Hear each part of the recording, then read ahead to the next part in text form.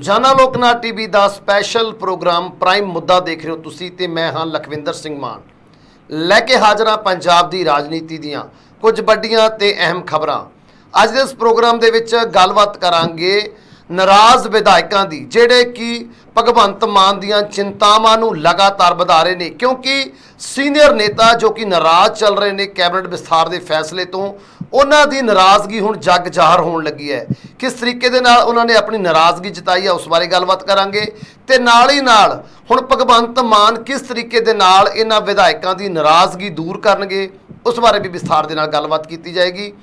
ਸੋ ਨਾਲ ਹੀ ਨਾਲ ਗੱਲਬਾਤ ਕਰਾਂਗੇ ਅਕਾਲੀ ਦਲ ਦੇ ਇੱਕ ਸੀਨੀਅਰ ਨੇਤਾ ਨੂੰ ਆਪਣੀ ਗਲਤੀ ਦਾ ਅਹਿਸਾਸ ਹੋਇਆ। ਅੱਜ ਜਨਤਕ ਤੌਰ ਤੇ ਉਹ ਆਪਣੀ ਗਲਤੀ ਮੰਨਦੇ ਹੋਏ ਨਜ਼ਰ ਆਏ ਨੇ। ਆਖਰ ਕਿੰਨਾ ਕਾਰਨਾਂ ਕਰਕੇ ਗਲਤੀ ਹੋਈ ਸੀ ਤੇ ਕਿਸ ਤਰੀਕੇ ਦੇ ਨਾਲ ਉਹਨਾਂ ਨੇ ਜੇ ਜਨਤਕ ਤੌਰ ਤੇ ਮਾਫੀ ਮੰਗੀ ਉਸ ਬਾਰੇ ਵੀ ਗੱਲਬਾਤ ਕਰਾਂਗੇ ਤੇ ਨਾਲ ਹੀ ਨਾਲ ਗੱਲਬਾਤ ਕਰਾਂਗੇ ਆਮ ਆਦਮੀ ਪਾਰਟੀ ਦੇ ਉਸ ਵੱਡੇ ਬਿਆਨ ਦੀ ਜਿਹੜਾ ਕਿ ਬੇਅਦਬੀ ਮਾਮਲੇ ਦੇ ਉੱਪਰ ਅੱਜ ਆਇਆ, ਜਿਸ ਦੇ ਕਾਰਨ ਹੁਣ ਕਾਂਗਰਸ ਦੀਆਂ ਤੇ ਨਾਲ ਹੀ ਨਾਲ ਜੇਕਰ ਗੱਲ ਕਰੀਏ ਸ਼੍ਰੋਮਣੀ ਅਕਾਲੀ ਦਲ ਬਾਦਲ ਦੀਆਂ, ਖਾਸ ਤੌਰ ਤੇ ਬਾਦਲ ਪਰਿਵਾਰ ਦੀਆਂ ਮੁਸ਼ਕਲਾਂ ਦੇ ਵਿੱਚ ਵਾਧਾ ਹੋਣ ਲੱਗਿਆ ਹੈ। ਸੋ ਕਿਸ ਤਰ੍ਹਾਂ ਦਾ ਬਿਆਨ ਅੱਜ ਬੇਅਦਬੀ ਮਾਮਲੇ ਦੇ ਉੱਪਰ ਆਇਆ ਇਸ ਬਾਰੇ ਵੀ ਵਿਸਥਾਰ ਦੇ ਨਾਲ ਚਰਚਾ ਕੀਤੀ ਜਾਏਗੀ ਤੇ ਚਰਚਾ ਕਰਨ ਦੇ ਲਈ ਮੇਰੇ ਨਾਲ ਜੁੜੇ ਨੇ ਪ੍ਰੋਫੈਸਰ ਮਨਜੀਤ ਸਿੰਘ ਅਣਖੀ ਜੀ।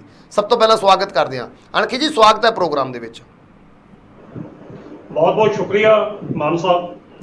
ਸੋ ਅਣਖੀ ਜੀ, ਕੈਬਨਿਟ ਵਿਸਥਾਰ ਹੋਇਆ, ਵਿਭਾਗਾਂ ਦੀ ਵੰਡ ਹੋਈ ਆ, ਲੇਕਿਨ ਇਹ ਕੈਬਨਿਟ ਵਿਸਥਾਰ ਭਗਵੰਤ ਮਾਨ ਜੀ ਦੇ ਲਈ ਚਿੰਤਾਵਾਂ ਦਾ ਸਬਬ ਬਣਿਆ, ਕਿਉਂਕਿ ਸੀਨੀਅਰ ਜੇ ਨੇਤਾ ਦੀ ਗੱਲ ਕਰੀਏ, ਜਿਹੜੇ ਸੀਨੀਅਰ ਨੇਤਾ ਨੇ ਆਮ ਆਦਮੀ ਪਾਰਟੀ ਦੇ ਵਿੱਚ, ਉਹਨਾਂ ਦੀ ਨਾਰਾਜ਼ਗੀ ਭਾਵੇਂ ਉਹ ਜਨਤਕ ਤੌਰ ਤੇ ਕਹਿੰਦੇ ਨਜ਼ਰ ਆਏ ਨੇ ਵੀ ਇਹ ਉੱਪਰੋਂ ਸੀਨੀਅਰਟੀ ਦਾ ਫੈਸਲਾ ਸੀਗਾ, ਉੱਪਰੋਂ ਹਾਈ ਕਮਾਂਡ ਦਾ ਫੈਸਲਾ ਸੀ, ਅਸੀਂ ਖਿੜੇ ਮੱਥੇ ਪ੍ਰਵਾਨ ਕਰਦੇ ਹਾਂ, ਲੇਕਿਨ ਜੇਕਰ ਅੰਦਰ ਖਾਤੇ ਗੱਲ ਦੇਖੀ ਜਾਵੇ ਤਾਂ ਨਾਰਾਜ਼ਗੀ ਕੁੱਟ ਕੇ ਭਰੀ ਹੋਈ ਹੈ। ਕਿਉਂਕਿ ਜੇਕਰ ਗੱਲ ਕਰੀਏ ਸਿਰਫ ਔਰ ਸਿਰਫ ਪ੍ਰੋਫੈਸਰ ਬਲਜਿੰਦਰ ਕੌਰ ਦੇ ਵੱਲੋਂ ਇੱਕ ਪੋਸਟ ਪਾ ਕੇ ਨਵੇਂ ਬਣੇ ਮੰਤਰੀਆਂ ਨੂੰ ਵਧਾਈ ਦਿੱਤੀ ਗਈ ਹੈ, ਬਾਕੀ ਕਿਸੇ ਵੀ ਸੀਨੀਅਰ ਉਸ ਵਿਧਾਇਕ ਦੇ ਵੱਲੋਂ ਕਿਸੇ ਵੀ ਮੰਤਰੀ ਨੂੰ ਜੇਕਰ ਕਹੀਏ ਵਧਾਈ ਨਹੀਂ ਦਿੱਤੀ ਗਈ। ਜਿਹੜੇ ਸੀਨੀਅਰ ਵਿਧਾਇਕ ਲਾਈਨ ਦੇ ਵਿੱਚ ਸੀ, ਸੀਨੀਅਰ ਵਿਧਾਇਕ ਜਿਹੜੇ ਕਿ ਮੰਤਰੀ ਵੰਡ ਦੀ ਲਾਈਨ ਦੇ ਵਿੱਚ ਸੀ, ਉਹਨਾਂ ਦੀ ਨਾਰਾਜ਼ਗੀ ਇਸ ਗੱਲ ਤੋਂ ਹੀ ਕਲੀਅਰ ਹੋ ਜਾਂਦੀ, ਕਿਉਂਕਿ ਅਜੇ ਤੱਕ ਉਹਨਾਂ ਦੇ ਵੱਲੋਂ ਕਿਸੇ ਵੀ ਮੰਤਰੀ ਨੂੰ ਕੋਈ ਵੀ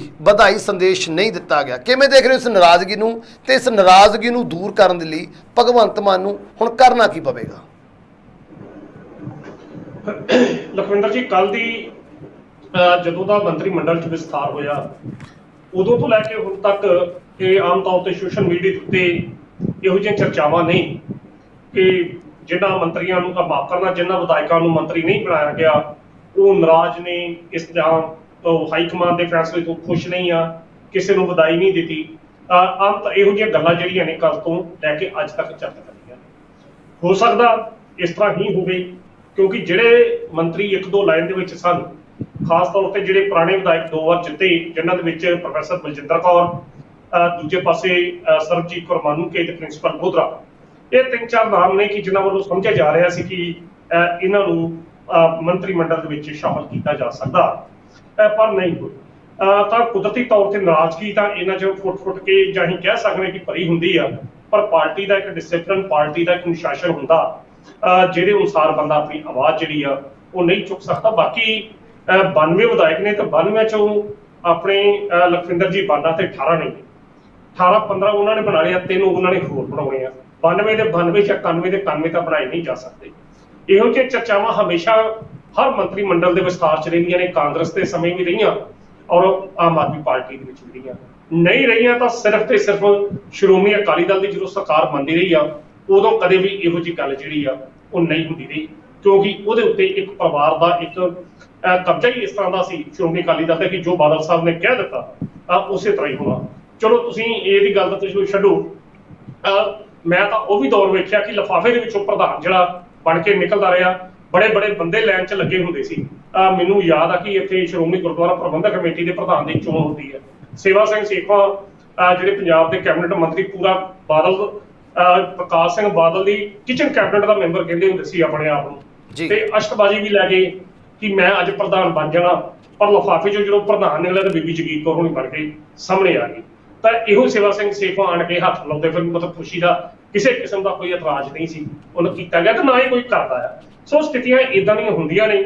ਉਹੋ ਜਿਹੀ ਪਿਆ ਤਾਂ ਫਿਰ ਵੀ ਚਲੋ 3 ਜਣੇ ਨੇ ਜਿਹੜੇ ਇਸ ਆਧਾਰ ਤੇ ਕਹਿ ਰਹੇ ਨੇ ਕਿ ਸਾਨੂੰ ਨਹੀਂ ਬਣਾਇਆ, ਪਾਰਟੀ ਨੇ ਕੁਝ ਸੋਚ ਕੇ ਨਾ ਸੋਚ ਕੇ ਬਣਾਇਆ। ਬਾਕੀ ਪ੍ਰੋਫੈਸਰ ਬਲਜਿੰਦਰ ਕੌਰ ਦੇ ਪਿਤਾ ਦੀ ਜਿਹੜਾ ਟਵੀਟ ਆਇਆ ਉਹ ਜ਼ਰੂਰ ਆਪਣੀ ਬੇਟੀ ਦੇ ਹੱਕ 'ਚ ਆਇਆ, ਪਰ ਜਿਸ ਤਰੀਕੇ ਨਾਲ ਤੁਸੀਂ ਦੱਸ ਰਹੇ ਜੇ ਕਿ ਪ੍ਰੋਫੈਸਰ ਬਲਜਿੰਦਰ ਕੌਰ ਨੇ ਟਵੀਟ ਕਰਕੇ ਵਧਾਈ ਦਿੱਤੀ ਆ, ਇੱਕ ਚੰਗੀ ਅਸੀਂ ਕਹਿ ਸਕਦੇ ਹਾਂ ਸ਼ੁਭ ਸੰਕੇਤ ਹੈਗਾ ਪਾਰਟੀ ਵਾਸਤੇ ਵੀ ਜਾਂ ਬਾਕੀਆਂ ਦੇ ਵਾਸਤੇ। ਬਾਕੀ ਲਖਵਿੰਦਰ, ਅਜੇ ਆਮ ਆਦਮੀ ਪਾਰਟੀ ਕੋਲ ਇਹ ਜਿਹੜੇ ਵਿਧਾਇਕ ਨੇ ਜਿਹੜੇ ਅਸੀਂ ਕਹਿ ਰਹੇ ਹਾਂ ਕਿ ਜਿਹੜੇ ਨਾਰਾਜ਼ ਨੇ, ਉਹਨਾਂ ਨੂੰ ਖੁਸ਼ ਕਰਨ ਦੇ ਬਹੁਤ ਮੌਕੇ ਨੇ।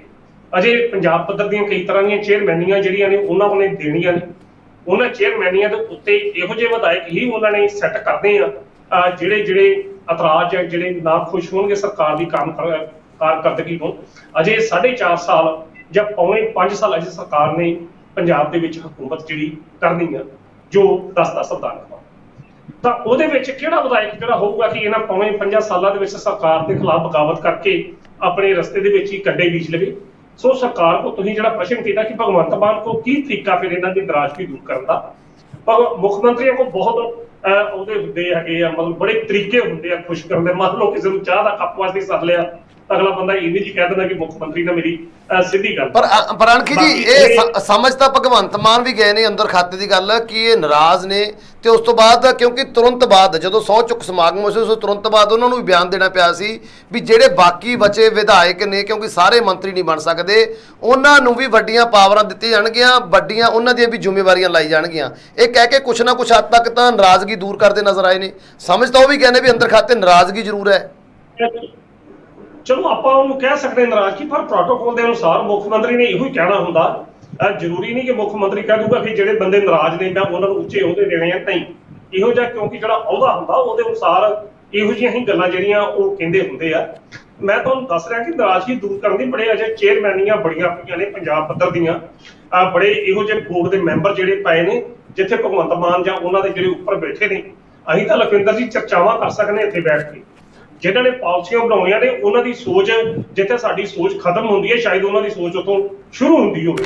ਸੋ ਇਹ ਜਿਹੜੀ ਚਰਚਾਵਾਂ ਨੇ ਇਹ ਇੱਕ ਮਹਿਜ਼ ਅਸੀਂ ਕਹਿ ਸਕਦੇ ਕਿ 1-2 ਦਿਨ ਵਾਲੀਆਂ ਚੱਲਣ ਵਾਲੀਆਂ ਚਰਚਾਵਾਂ ਨੇ।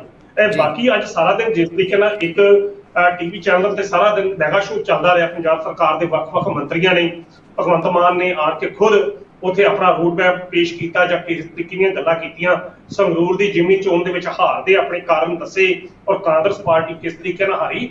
ਆਪਾਂ ਜੇਕਰ ਉਸ ਮਾਪਦੰਡਾਂ ਉਸ ਮੈਗਾ ਸ਼ੋਅ ਨੂੰ ਅਸੀਂ ਦੇਖ ਕੇ ਜੇਕਰ ਉਹਦੇ ਆਧਾਰ ਤੇ ਵੀ ਗੱਲ ਕਰੀਏ ਤਾਂ ਮੈਨੂੰ ਨਹੀਂ ਲੱਗਦਾ ਕਿ ਆਮ ਆਦਮੀ ਪਾਰਟੀ ਦੇ ਵਿੱਚ ਕਿਸੇ ਵੀ ਤਰ੍ਹਾਂ ਦੀ ਕੋਈ ਛੁੱਟ ਜਾਂ ਕਿਸੇ ਵੀ ਤਰੀਕੇ ਦੀ ਕੋਈ ਨਿਰਾਸ਼ਾਜਨਕ ਜਿਹੜੀ ਸਥਿਤੀ ਹੈਗੀ, ਇਦਾਂ ਦੀ ਗੱਲ ਨਹੀਂ। ਔਰ ਵੱਡੀ ਗੱਲ ਅੱਜ ਹੀ ਉਹਨਾਂ ਨੇ ਜਿਹੜਾ ਕਾਰਜਕਾਰੀ ਡੀਜੀਪੀ ਨੇ ਅਹੁਦਾ ਸੰਭਾਲਿਆ, ਉਹਦੀ ਵੀ ਸਟੇਟਮੈਂਟ ਜਿਹੜੀ ਗੈਂਗਸਟਰ ਦੇ ਸੰਬੰਧ ਦੇ ਵਿੱਚ ਆ ਰਹੀ ਆ। ਅਜੇ ਤਾਂ ਵੇਖਣ ਨੂੰ ਇਹੋ ਹੀ ਲੱਗਦਾ ਕਿ ਠੀਕ ਠਾਕ ਆ, ਬਾਕੀ ਆਉਣ ਵਾਲਾ ਸਮਾਂ ਦੱਸੇਗਾ ਕਿ ਵਾਕਈ ਇਹ ਬਗਾਵਤ ਆ ਜਾਂ ਬਸ ਸੋਸ਼ਲ ਮੀਡੀਆ ਦੇ ਉੱਤੇ ਚਲਾਈ ਗਈ ਇੱਕ ਲਹਿਰ ਆ। ਬਾਕੀ ਭਗਵੰਤ ਮਾਨ ਸਰਕਾਰ ਕੋ, ਹਰ ਸਰਕਾਰਾਂ ਕੋ ਆਪਣੇ ਬੰਦਿਆਂ ਨੂੰ ਖੁਸ਼ ਕਰਨ ਦੇ ਬੜੇ ਤਰੀਕੇ ਹੁੰਦੇ। ਮੈਂ ਤਾਂ ਮੇਰੇ ਇੰਨੀ ਗੱਲ ਕਹਿ ਰਿਹਾ ਕਿ ਅਸੀਂ ਤਾਂ ਉਸ ਦੌਰ ਦੇ ਗਵਾਹ ਆ ਕਿ ਲਿਫਾਫਿਆਂ ਦੇ ਵਿੱਚੋਂ ਪ੍ਰਧਾਨ ਨਿਕਲਦੇ ਵੇਖਿਆ ਔਰ ਅੱਜ ਵੀ ਵੇਖੇ, ਕਦੀ ਕਿਸੇ ਦੀ ਹੁੰਦਾ ਹੀ ਨਹੀਂ ਕਿ ਬੰਦਾ ਕੋਈ ਇਹੋ ਜਿਹਾ ਪ੍ਰਤੀਨਿਧ ਕਰਦੇ। ਹਰ ਪਾਰਟੀ ਦੇ ਵਿੱਚ ਇਸ ਤਰ੍ਹਾਂ ਦੀ ਸਥਿਤੀ ਹੈ, ਕਾਂਗਰਸ ਦੇ ਵਿੱਚ ਵੀ ਰਹੀ ਆ, ਇਹਦੇ ਵਿੱਚ ਵੀ ਰਹੇ। ਤੁਸੀਂ 2 ਪਾਰਟੀਆਂ, ਮੈਂ ਡਿਸਪਲਿਨ ਦੀ ਗੱਲ ਕਰਾਂਗਾ, ਭਾਰਤੀ ਜਨਤਾ ਪਾਰਟੀ ਦੀ ਹਾਈ ਕਮਾਂਡ ਕਿਸੇ ਵੀ, ਜੇ ਉਹਨੇ ਮੁੱਖ ਮੰਤਰੀ ਕੋਲ ਅਸਤੀਫਾ ਲੈਣਾ ਦਿੱਲੀ ਸਾਦੇ ਆ, ਉਹਨੂੰ ਕਹਿੰਦੇ ਅਸਤੀਫਾ ਦੇ ਦੇ। ਜੇ ਕਿਸੇ ਮੰਤਰੀ ਨੂੰ ਹਟਾਉਣਾ ਉਹਨੂੰ ਕਹਿੰਦੇ ਚੱਲ ਬਈ ਕਾਕਾ ਤੂੰ ਸਾਈਡ ਤੇ ਹੋ ਜਾ। ਕੋਈ ਵਿਰੋਧ ਨਹੀਂ, ਇੱਕ ਡਿਸਪਲਿਨ, ਇੱਕ ਅਨੁਸ਼ਾਸਨ ਜਿਹੜਾ ਜ਼ਰੂਰੀ ਹੈ। ਤਾਂ ਉਹ ਅਨੁਸ਼ਾਸਨ ਹੁਣ ਵੇਖਣਾ ਕਿ ਪੰਜਾਬ 'ਚ ਆਮ ਆਦਮੀ ਪਾਰਟੀ ਆਪਣੇ ਇਹਨਾਂ ਵਿਧਾਇਕਾਂ ਦੇ ਉੱਤੇ ਕਿੰਨਾ ਚਿਰ ਕਾਬੂ ਰੱਖ ਸਕਦੀ ਆ, ਕਾਇਮ ਰੱਖਦੀ ਆ ਜਾਂ ਝੁਕ ਜਾਂਦੀ, ਇਹ ਤਾਂ ਆਉਣ ਵਾਲਾ ਸਮਾਂ ਦੱਸੇਗਾ। ਬਾਕੀ ਸਥਿਤੀਆਂ ਜਿਹੜੀਆਂ ਨੇ ਅਜੇ ਤਾਂ ਭਗਵੰਤ ਮਾਨ ਦੇ ਕੰਟਰੋਲ 'ਚ ਹੀ ਲੱਗਦਾ ਜੀ। ਬਿਲਕੁਲ ਜੀ, ਬਿਲਕੁਲ। ਇਹ ਹੁਣ ਥੋੜੇ ਦਿਨਾਂ 'ਚ ਬਿਲਕੁਲ ਕਲੀਅਰ ਹੋ ਜਾਏਗਾ ਕਿ ਕੋਈ ਬਗਾਵਤ ਹੁੰਦੀ ਆ ਜਾਂ ਫਿਰ ਜਿਸ ਤਰ੍ਹਾਂ ਤੁਸੀਂ ਕਿਹਾ ਵੀ ਇਹ ਚਰਚਾਵਾਂ ਨੇ ਸਿਰਫ 2-4 ਦਿਨ ਹੋਣਗੇ, ਉਸ ਤੋਂ ਬਾਅਦ ਸਭ ਕੁਝ ਸਹੀ ਹੋ ਜਾਵੇਗਾ ਸਰਕਾਰ ਦੇ ਵਿੱਚ। ਤੇ ਦੂਸਰੇ ਪਾਸੇ ਆਮ ਆਦਮੀ ਪਾਰਟੀ ਦੀ ਗੱਲ ਕਰੀਏ, ਅੱਜ ਬੇਅਦਬੀਆਂ ਦੇ ਉੱਪਰ ਉਹਨਾਂ ਦੇ ਵੱਲੋਂ ਵੱਡਾ ਬਿਆਨ ਆਇਆ ਜਿਸ ਦੇ ਵਿੱਚ ਉਹ ਕਹਿੰਦੇ ਹੋਏ ਨਜ਼ਰ ਆਏ ਨੇ ਵੀ ਕਿਸੇ ਨੂੰ ਵੀ ਕਲੀਨ ਚਿੱਟ ਨਹੀਂ ਦਿੱਤੀ ਗਈ। ਕੋਈ ਵੀ ਇਹ ਨਾ ਸਮਝੇ ਕਿ ਉਸ ਜਿਹੜੇ ਇਸ ਮਾਮਲੇ ਦੇ ਵਿੱਚ ਦੋਸ਼ੀ ਸਮਝੇ ਜਾਂਦੇ ਨੇ ਵੀ ਉਹ ਪਾਕ ਸਾਫ਼ ਨਿਕਲ ਚੁੱਕੇ ਨੇ। ਸੋ ਕਲੀਨ ਚਿੱਟ ਕਹਿੰਦੇ ਹੋਏ ਨਜ਼ਰ ਆਏ ਨੇ ਵੀ ਕਿਸੇ ਨੂੰ ਦਿੱਤਾ ਗਿਆ। ਕਿਵੇਂ ਦੇਖ ਰਹੇ ਕਿ ਆਉਣ ਵਾਲੇ ਸਮੇਂ ਦੇ ਵਿੱਚ ਹੁਣ ਕਿੰਨਾ ਦੀਆਂ ਮੁਸ਼ਕਿਲਾਂ ਵੱਧਦੀਆਂ ਨਜ਼ਰ ਆ ਰਹੀਆਂ ਨੇ? ਦੇਖੋ, ਜਦੋਂ ਆਪਣੇ ਗੁਰਜਵਾਰ ਸਿੰਘ ਵਾਲਾ ਬੇਅਦਬੀ ਦੇ ਸੰਬੰਧ 'ਚ ਰਿਪੋਰਟ ਪੇਸ਼ ਕੀਤੀ ਤਾਂ ਅਗਲੇ ਦਿਨ ਬਹੁਤ ਚਰਚਾਵਾਂ ਹੋਈਆਂ ਕਿ ਇੱਕ ਪਰਿਵਾਰ ਦਾ ਆਪਾਂ ਇਹਨਾਂ ਬਾਦਲ ਪਰਿਵਾਰ ਨੂੰ ਇਹਨੂੰ ਕਲੀਨ ਚਿੱਟ ਦੇ ਦਿੱਤੀ ਜੀ।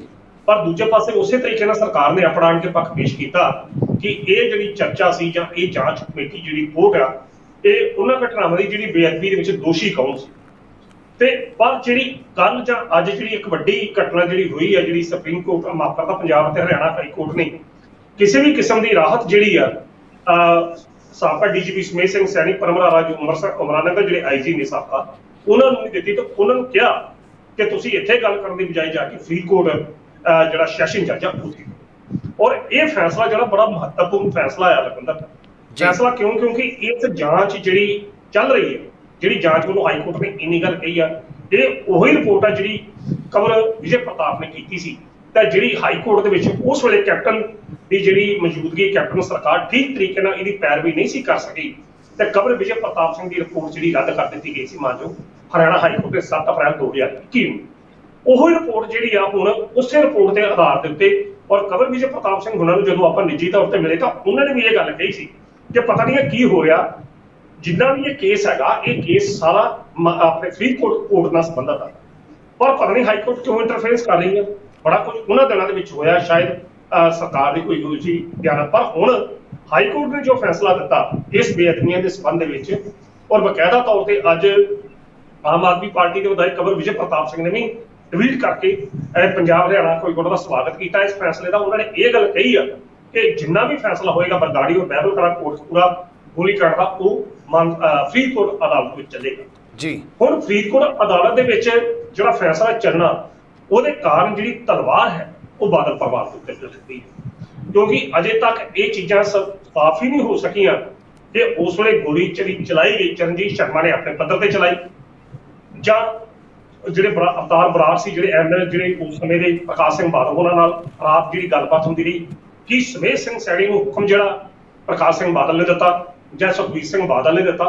ਬੜੇ ਇਹੋ ਜਿਹੇ ਸਵਾਲ ਨੇ ਜਿਹੜੇ ਉਸ ਐਸਆਈਟੀ ਜਿਹੜੀ ਕੰਵਰ ਵਿਜੇ ਪ੍ਰਤਾਪ ਸਿੰਘ ਦੀ ਐਸਆਈਟੀ ਸੀ ਜਿਹੜੀ ਰਿਪੋਰਟ ਉਹਨੇ ਪੇਸ਼ ਕੀਤੀ ਉਹਦੇ ਵਿੱਚ ਹਨ। ਤੇ ਕੰਵਰ ਵਿਜੇ ਪ੍ਰਤਾਪ ਹੁਣੀ ਹਮੇਸ਼ਾ ਇਹ ਕਹਿੰਦੇ ਰਹੇ ਨੇ ਕਿ ਉਸ ਰਿਪੋਰਟ ਦੇ ਵਿੱਚ ਸਾਰੇ ਦੁੱਧ ਤੇ ਪਾਣੀ ਦਾ ਪਾਣੀ ਨਿਤਰਿਆ, ਤਾਂ ਉਸ ਰਿਪੋਰਟ ਦੇ ਵਿੱਚ ਬਾਦਲ ਪਰਿਵਾਰ ਨੂੰ ਦੋਸ਼ੀ ਠਹਿਰਾਇਆ ਗਿਆ। ਤੇ ਸ਼ਾਇਦ ਇਸੇ ਹੀ ਕਾਰਨ ਉਹਨਾਂ ਨੂੰ ਬਚਾਉਣ ਕਰਕੇ ਉਦੋਂ ਕੈਪਟਨ ਅਮਰਿੰਦਰ ਸਿੰਘ ਨੇ ਕੋਈ ਵੀ ਕਾਰਵਾਈ ਨਹੀਂ ਸੀ ਹੋਣ ਦਿੱਤੀ ਤੇ ਨਾ ਸੁਖਜਿੰਦਰ ਸਿੰਘ ਰੰਧਾਵਾ ਨਹੀਂ ਹੋਣ ਦਿੱਤੀ ਸੀ। ਇਹ ਆਊਟ ਆਫ ਕਾਰਡ ਜਿਹੜੀ ਗੱਲ ਪਤਾ ਹੈ, ਕਥਾ ਤੌਰ ਤੇ ਜੋ ਸਾਨੂੰ ਪਤਾ ਲੱਗਾ ਸੀ ਕਿ ਬਾਦਲਾਂ ਨੂੰ ਬਚਾਉਣ ਦੀ ਗੱਲ ਜਿਹੜੀ ਉਹਨਾਂ ਦਿਨਾਂ 'ਚ ਹੋਈ ਸੀ ਇਸ ਮੁੱਦੇ ਤੇ। ਔਰ ਇਸੇ ਹੀ ਕਾਰਨ ਕੰਵਰ ਵਿਜੇ ਪ੍ਰਤਾਪ ਵਰਗੇ ਬੰਦੇ ਦੀ ਇੱਕ ਉਹਦੇ ਕੈਰੀਅਰ ਦੀ ਜਿਹੜੀ ਬਲੀ ਲੈ ਲਈ ਗਈ ਸੀ, ਉਹਨੇ ਬਲੀ ਦੇ ਦਿੱਤੀ ਸੀ। ਤਾਂ ਉਹੋ ਜਿਹੇ ਸੰਬੰਧ ਦੇ ਵਿੱਚ ਹੁਣ ਜਦੋਂ ਹਾਈ ਕੋਰਟ ਸਖਤ ਹੋ ਗਈ ਆ, ਸਰਕਾਰ ਇੱਕ ਪਾਸੇ ਹੋ ਗਈ, ਤਾਂ ਉਹਨਾਂ ਨੇ ਇੰਨੀ ਗੱਲ ਕਹੀ ਆ ਕਿ ਹੁਣ ਬੇਅਦਬੀਆਂ ਦੇ ਦੋਸ਼ੀਆਂ ਦੇ ਵਿੱਚ ਕਿਸੇ ਨੂੰ ਵੀ ਕਲੀਨ ਚਿੱਟ ਜਿਹੜੀ ਨਹੀਂ ਦਿੱਤੀ ਗਈ ਤੇ ਗੋਲੀकांड ਦੀ ਜਾਂਚ ਅਜੇ ਚੱਲ ਰਹੀ ਆ, ਉਹ ਕੇਸ ਚੱਲਦਾ ਪਿਆ। ਉਸੇ ਕੇਸ ਦੇ ਵਿੱਚ ਬਾਦਲ ਪਰਿਵਾਰ ਜਾਂ ਉਸ ਸਮੇਂ ਦੇ ਮੁੱਖ ਮੰਤਰੀ ਸਰਦਾਰ ਪ੍ਰਕਾਸ਼ ਸਿੰਘ ਬਾਦਲ ਜਾਂ ਡਿਪਟੀ ਮੁੱਖ ਮੰਤਰੀ ਸੁਖਬੀਰ ਸਿੰਘ ਬਾਦਲ ਉਹਨਾਂ ਦੀ ਜ਼ਿੰਮੇਵਾਰੀ ਜਿਹੜੀ ਤੈਅ ਹੁੰਦੀ ਆ, ਸੁਮੇਧ ਸਿੰਘ ਸੈਣੀ ਦੀ ਤੈਅ ਹੁੰਦੀ ਆ। ਸੋ ਇਹ ਬਿਆਨ ਜਿਹੜਾ ਹੈ ਬੜਾ ਮਹੱਤਵਪੂਰਨ ਬਿਆਨ ਆ ਉਹਨਾਂ ਸਾਰੇ ਪ੍ਰਸੰਗ ਦੇ ਵਿੱਚ, ਜਿਸ ਪ੍ਰਸੰਗ ਦੇ ਵਿੱਚ ਕੱਲ ਕੰਵਰ ਪ੍ਰਤਾਪ ਸਿੰਘ ਬਾਜਵਾ ਵੀ ਕਹਿ ਰਹੇ ਸੀ ਕਿ ਬਾਦਲ ਨੂੰ ਬਚਾ ਲਿਆ ਗਿਆ, ਸਿਮਰਨਜੀਤ ਸਿੰਘ ਮਾਨ ਵੀ ਕਹਿ ਰਿਹਾ ਸੀ। ਅੱਜ ਉਹਨਾਂ ਨੇ ਉਸ ਸਥਿਤੀ ਕਲੀਅਰ ਕੀਤੀ ਆ ਕਿ ਕਲੀਨ ਚਿੱਟ ਕਿਸੇ ਨੂੰ ਨਹੀਂ, ਕਾਨੂੰਨ ਜਿਹੜਾ ਆਪਣਾ ਕੰਮ ਕਰੇਗਾ ਤੇ ਕਿਸੇ ਵੀ ਸੂਰਤ ਵਿੱਚ ਜਿਹੜੇ ਦੋਸ਼ੀ ਨੇ ਉਹਨਾਂ ਨੂੰ ਬਖਸ਼ਿਆ ਨਹੀਂ ਜਾਏਗਾ। ਉਹ ਦੋਸ਼ੀ ਭਾਵੇਂ ਅਫਸਰ ਹੋਣ ਤੇ ਚਾਹੇ ਰਾਜਨੀਤਿਕ ਹੋਣ। ਜੀ ਜੀ ਬਿਲਕੁਲ ਬਿਲਕੁਲ। ਸੋ ਜੇ ਇੱਕ ਪਾਸੇ ਜਿਵੇਂ ਆਪਾਂ ਕਹਿ ਸਕਦੇ ਹਾਂ ਅਜੇ ਵੀ ਭਾਵੇਂ ਕਿ ਸ਼੍ਰੋਮਣੀ ਅਕਾਲੀ ਦਲ ਬਾਦਲ ਦੇ ਵੱਲੋਂ ਉਹਨਾਂ ਦੇ ਵੱਖ-ਵੱਖ ਨੇਤਾਵਾਂ ਦੇ ਵੱਲੋਂ ਪ੍ਰੈਸ ਕਾਨਫਰੰਸਾਂ ਕਰਕੇ ਗੱਲ ਕਹੀ ਜਾ ਰਹੀ ਹੈ ਵੀ ਸਾਨੂੰ ਤਾਂ ਦੇਖੋ ਜੀ ਕਲੀਨ ਚਿੱਟ ਮਿਲ ਗਈ, ਲੇਕਿਨ ਅੱਜ ਉਹ ਸਾਰੀ ਗੱਲਾਂ ਧਰੀਆਂ ਰਹਿ ਗਈਆਂ ਜਦੋਂ ਆਮ ਆਦਮੀ ਪਾਰਟੀ ਦੇ ਬੁਲਾਰੇ ਦੇ ਵੱਲੋਂ ਇਹ ਗੱਲ ਆਈ ਕਿ ਕਿਸੇ ਨੂੰ ਵੀ ਕਲੀਨ ਚਿੱਟ ਅਜੇ ਨਹੀਂ ਦਿੱਤੀ ਗਈ। ਤੇ ਦੂਸਰੇ ਪਾਸੇ ਗੱਲ ਕਰੀਏ ਸੀਨੀਅਰ ਨੇਤਾ ਸ਼੍ਰੋਮਣੀ ਅਕਾਲੀ ਦਲ ਦੇ ਸੀਨੀਅਰ ਨੇਤਾ ਵਿਰਸਾ ਸਿੰਘ ਬਲਟੋਹਾ ਦੀ, ਜਿਨ੍ਹਾਂ ਦੇ ਵੱਲੋਂ ਅੱਜ ਜਨਤਕ ਤੌਰ ਤੇ ਆਪਣੀ ਗਲਤੀ ਨੂੰ ਮੰਨ ਲਿਆ ਗਿਆ ਤੇ ਮਾਫੀ ਦੀ ਗੱਲ ਵੀ ਕਹੀਏ ਤੇ ਨਾਲ ਹੀ ਨਾਲ ਸਜ਼ਾ ਭੁਗਤਣ ਦੇ ਲਈ ਵੀ ਤਿਆਰ ਨੇ। ਆਖਰ ਪੂਰਾ ਮਾਮਲਾ ਕੀ ਹੈ ਜੀ? ਦੇਖੋ ਵਿਰਸਾ ਸਿੰਘ ਬਲਟੋਹੇ ਨੂੰ ਜਿੰਨਾ ਕੋ ਬੰਦਾ ਹੈਗਾ ਬਹੁਤ ਕਰੀਬੀ ਤੌਰ ਤੇ ਮੈਂ ਉਹਨੂੰ ਜਾਣਦਾ। ਇਹੋ ਜਿਹੇ ਪਖੰਡ ਜਿਹੜੇ ਬੜੇ ਬੀਤੇ ਦੌਰ 'ਚ ਵੀ ਉਹ ਕਰਦਾ ਰਿਹਾ ਇਹੋ ਜਿਹੀਆਂ ਗੱਲਾਂ। ਖੈਰ ਉਹਨੇ ਮਾਫੀ ਜਿਹੜੀ ਸ਼੍ਰੀ ਅਕਾਲ ਤਖਤ ਸਾਹਿਬ ਦੇ ਜਥੇਦਾਰ ਕੋਲੋਂ ਉਸ ਪ੍ਰਸੰਗ ਦੇ ਵਿੱਚ ਮੰਗੀ ਆ।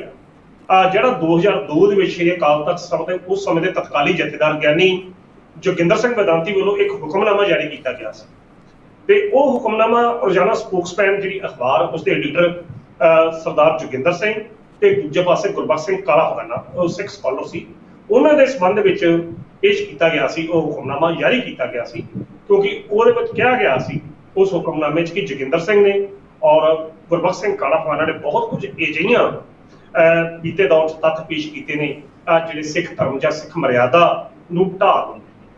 ਤਾਂ ਇਸ ਕਾਰਨ ਵਿਦਾਂਤੀ ਜਥੇਦਾਰ ਵਿਦਾਂਤੀ ਨੇ ਉਹਨਾਂ ਨੂੰ ਪੰਥ ਚੋਂ ਛੇਕ ਦਿੱਤਾ ਤੇ ਨਾਲ ਹੀ ਇਹ ਗੱਲ ਕਹੀ ਕਿ ਉਹਨਾਂ ਨਾਲ ਕੋਈ ਵੀ ਰੋਜ਼ੀ ਰੋਟੀ ਦਾ ਜਿਹੜਾ ਹਰ ਸਿੱਖ ਨਾਨਕ ਨਾਮ ਦੇ ਵਾਸਤੇ ਕੋਈ ਵੀ ਉਹਨਾਂ ਨਾਲ ਰਿਸ਼ਤਾ ਜਿਹੜਾ ਉਹ ਨਾ ਰੱਖੇ। ਇਹ 2004 ਦੀ ਗੱਲ ਹੈਗੀ ਹੈ। ਤੇ ਉਸ ਤੋਂ ਬਾਅਦ ਕਿਉਂਕਿ ਉਸ ਵੇਲੇ ਅਸਲ 'ਚ ਇਹਦੇ ਪਿੱਛੇ ਪੋਲੀਟੀਕਲ ਕਾਰਨ ਬੜੇ ਹੋਰ ਤਰੀਕੇ ਦੀ ਸੀ ਜੀ। ਨਵਾਂ ਸਪੋਕਸਮੈਨ ਅਖਬਾਰ ਸ਼ੁਰੂ ਹੋਇਆ ਸੀ। ਕੈਪਟਨ ਦੀ ਸਰਕਾਰ ਜਿਹੜੀ ਪੰਜਾਬ 'ਚ ਬਣੀ ਸੀ, ਬਾਦਲਾਂ ਨੂੰ ਗੁੱਠੇ ਲੈਣ ਲਾਇਆ ਜਾ ਰਿਹਾ ਸੀ ਤੇ ਸਪੋਕਸਮੈਨ ਵਰਸਸ ਅਜੀਤ ਦੀ ਜੰਗ, ਚਲੋ ਨਾ ਆਪਾਂ ਕੀ ਲੈਣਾ, ਇੱਕ ਜਲੰਧਰ ਤੋਂ ਛਪਦੇ ਅਖਬਾਰ ਦੀ ਜੰਗ ਜਿਹੜੀ ਆਪਸ ਦੇ ਵਿੱਚ ਚੱਲੀ ਸੀ। ਸਪੋਰਟ ਅਕਾਲੀ ਦਲ ਉਸ ਅਖਬਾਰ ਨੂੰ ਕਰਦਾ ਸੀ ਤੇ ਦੂਜੇ ਪਾਸੇ ਸਪੋਕਸਮੈਨ ਨੂੰ ਕਾਂਗਰਸ ਸਰਕਾਰ ਉਸ ਸਮੇਂ ਦੀ ਜਿਹੜੀ ਕੈਪਟਨ ਅਮਰਿੰਦਰ ਦੀ ਕਰਦਾ ਸੀ। ਤਾਂ ਫਿਰ ਤੁਹਾਨੂੰ ਪਤਾ ਹੀ ਹੈ ਕਿ ਜਿਸ ਤਰੀਕੇ ਨਾਲ ਸ਼੍ਰੋਮਣੀ ਅਕਾਲੀ ਦਲ ਬਾਦਲ ਹਰ ਚੀਜ਼ ਨਾਲ ਅਕਾਲ ਤਖਤ ਸਾਹਿਬ ਨੂੰ ਵਰਤ ਲੈਂਦਾ, ਅਕਾਲ ਤਖਤ ਸਾਹਿਬ ਦੇ ਜਥੇਦਾਰ ਨੂੰ ਵਰਤਿਆ, ਉਹਦੇ ਵਿਰੁੱਧ ਹੁਕਮਨਾਮਾ ਜਾਰੀ ਕਰਾ ਦਿੱਤਾ। ਇਹ ਇੱਕ ਪੁਰਾਣੀ ਪਰੰਪਰਾ ਰਹੀ ਆ ਸ਼੍ਰੋਮਣੀ ਅਕਾਲੀ ਦਲ ਬਾਦਲ ਦੀ ਕਿ ਜਦੋਂ ਵੇਖਿਆ ਸਾਰੇ ਪਾਸੋਂ ਹਾਰ ਗਏ ਉਦੋਂ ਜਥੇਦਾਰ ਕੋਲ ਕੋਈ ਬਿਆਨ ਦਵਾ ਦੇਣਾ। ਉਹ ਹੁਕਮਨਾਮਾ ਵੀ ਕੁਝ ਇਸੇ ਤਰੀਕੇ ਦਾ ਜਾਰੀ ਹੋਇਆ ਸੀ। ਤੇ ਹੁਣ ਜਦੋਂ ਅਕਾਲੀ ਦਲ ਦੀ ਸਥਿਤੀ ਜਿਹੜੀ ਆ, ਮਾਫ ਕਰ ਦਿਓ, ਉਸ ਤੋਂ ਮਗਰੋਂ ਫਿਰ ਬਣਦੀ ਹੈ ਸਰਕਾਰ 2007 ਦੇ ਵਿੱਚ ਅਕਾਲੀ ਦਲ ਦੀ। ਉਹਨਾਂ ਚਿਰ ਨੂੰ ਸੰਬੰਧ ਜਿਹੜੇ ਉਹ ਸਿਖਾਵੇ ਹੋ ਜਾਂਦੇ ਆ। ਗਿਆਨੀ ਜੋਗਿੰਦਰ ਸਿੰਘ ਜਿਹੜਾ ਸੀ ਸਪੋਕਸਮੈਨ ਵਾਲਾ, ਉਹਦੀ ਮੇਰੇ ਖਿਆਲ ਡੈਥ ਹੋ ਚੁੱਕੀ ਆ ਹੁਣ ਤਾਂ ਉਹ ਸਾਰਾ ਕੁਝ ਚੱਲਦਾ ਰਿਹਾ। ਫਿਰ ਕਦੇ ਹੱਥ ਸਪੋਕਸਮੈਨ ਨਾਲ ਮਿਲ ਵੀ ਜਾਂਦੇ ਰਹੇ, ਕਦੀ ਨਹੀਂ ਵੀ ਮਿਲੇ। ਤਾਂ ਉਸ ਸੰਬੰਧ ਦੇ ਵਿੱਚ ਹੁਣ ਜਦੋਂ ਅਕਾਲੀ ਦਲ ਹੱਥਦਾ ਪਿਆ ਸਾਰੇ ਪਾਸੇ, ਤਾਂ ਵਿਰਸਾ ਸਿੰਘ ਵਲਟੋਆ ਨੂੰ ਇਹ ਚੇਤਾ ਆ ਗਿਆ ਕਿ ਅਸੀਂ ਉਸ ਹੁਕਮਨਾਮੇ ਦੀ ਉਲੰਘਣਾ ਕੀਤੀ ਆ, ਅਵਗਿਆ ਕੀਤੀ ਆ। ਸੋ ਇਸ ਕਰਕੇ ਉਹਨਾਂ ਨੇ ਅਕਾਲ ਤਖਤ ਸਾਹਿਬ ਦੇ ਜਥੇਦਾਰ ਗਿਆਨੀ ਹਰਪ੍ਰੀਤ ਸਿੰਘ ਦੇ ਅੱਗੇ ਚਿੱਠੀ ਦਿੱਤੀ ਹੈ ਜੀ ਮੈਨੂੰ ਸਿੱਖ ਪਰੰਪਰਾਵਾਂ ਦੇ ਅਨੁਸਾਰ ਸਜ਼ਾ ਲਾਈ ਜਾਵੇ ਕਿਉਂਕਿ ਮੈਂ ਹੁਕਮਨਾਮਾ ਨੂੰ ਮੰਨਿਆ ਨਹੀਂ। ਇਹ ਕਿਸਮ ਦੀ ਅਸੀਂ ਕਹਿ ਸਕਦੇ ਕਿ ਸਸਤੀ ਸ਼ੋਹਰਤ ਲੈਣ ਦਾ ਇੱਕ ਤਰੀਕਾ ਕਿ ਜਿਹੜਾ 2004 ਤੋਂ ਬਾਅਦ 18 ਸਾਲਾਂ ਬਾਅਦ ਤੈਨੂੰ ਯਾਦ ਆ ਰਹੀ ਆ। ਉਹਨਾਂ ਦਿਨਾਂ 'ਚ ਯਾਦ ਆਈ ਨਾ ਕਿ ਜਦੋਂ ਵਿਧਾਨ ਸਭਾ ਦੇ ਵਿੱਚ ਵੀ ਖਲੋ ਕੇ ਇਹਨੇ ਬੰਦੇ ਨੇ ਬੜਕਾਂ ਵੀ ਮਾਰੀਆਂ ਤੇ ਬੜਾ ਕੁਝ ਕਿਹਾ। ਉਸ ਵਕਤ ਹੁਕਮਨਾਮਾ ਕਦੇ ਵੀ ਜਾਰੀ ਨਹੀਂ ਹੁੰਦਾ, ਕਦੇ ਵੀ ਜਾਰੀ ਨਹੀਂ ਹੁੰਦਾ ਕਿ ਕਿਹੋ ਜਿਹੀਆਂ ਗੱਲਾਂ ਬਾਤਾਂ ਚੱਲਦੀ ਰਹੇ। ਖੈਰ ਵਿਰਸਾ ਸਿੰਘ ਵਲਟੋਏ ਦਾ ਇਹ ਸਿਆਸੀ ਸਟੰਟ ਜਿਹੜਾ ਲੋਕੀ ਸਮਝਦੇ ਆ ਕਿ ਕਿੱਥੋਂ ਤੱਕ ਅਕਾਲ ਤਖਤ ਸਾਹਿਬ ਨੂੰ ਸਮਰਪਿਤ ਆ ਤੇ ਕਿੱਥੋਂ ਤੱਕ ਨਹੀਂ। ਜੀ ਹਾਂ, ਬਿਲਕੁਲ ਜੀ, ਬਿਲਕੁਲ। ਸੋ ਮਤਲਬ ਕਿ ਸਿਰਫ ਔਰ ਸਿਰਫ ਸਮੇਂ ਦੀ ਨਜ਼ਾਕਤ ਸੀ ਕਿਉਂਕਿ ਲੰਮਾ ਟਾਈਮ ਜੋ ਤੁਸੀਂ ਗੱਲ ਦੱਸੀ ਪਹਿਲਾਂ ਬੜਾ ਪੁਰਾਣਾ ਮਾਮਲਾ ਹੈ। ਹੁਣ ਤੱਕ ਸ਼ਾਇਦ ਵਿਰਸਾ ਸਿੰਘ ਵਲਟੋਹਾ ਨੂੰ ਇਹ ਹੁਕਮਨਾਮਾ ਨਹੀਂ ਮਿਲਿਆ ਸੀ। ਅੱਜ ਤਾਂ ਉਹ ਹੁਕਮਨਾਮਾ ਵੀ ਦਿਖਾਉਂਦੇ ਹੋਏ ਨਜ਼ਰ ਆਏ ਸੀ ਮੀਡੀਆ ਦੇ ਸਾਹਮਣੇ ਕਿ ਵੀ ਇਹ ਦੇਖੋ ਜੀ ਹੁਕਮਨਾਮਾ ਮੈਨੂੰ ਹੁਣ ਮੇਰੇ ਹੱਥ ਲੱਗਿਆ ਪੜ੍ਹਦੇ। ਇਸ ਕਰਕੇ ਮੈਂ ਆਪਣੀ ਗਲਤੀ ਨੂੰ ਮੰਨਦਾ ਹੋਇਆ ਮਾਫੀ ਮੰਗਦਾ ਤੇ ਨਾਲ ਹੀ ਨਾਲ ਜਥੇਦਾਰ ਸਾਹਿਬ ਨੂੰ ਬੇਨਤੀ ਕਰਦਾ ਵੀ ਜਿਸ ਤਰ੍ਹਾਂ ਦੀ ਮੇਰੀ ਸਜ਼ਾ ਗਈ ਉਹ ਮੈਂ ਭੁਗਤਣ ਲਈ ਤਿਆਰ ਹਾਂ। ਸੋ ਅਣਖੀ ਸਾਹਿਬ, ਤੁਸੀਂ ਗੱਲਬਾਤ ਕਰਨ ਦੇ ਲਈ ਸਾਡੇ ਨਾਲ ਜੁੜੇ ਉਹਦੇ ਲਈ ਤੁਹਾਡਾ ਬਹੁਤ ਬਹੁਤ ਧੰਨਵਾਦ।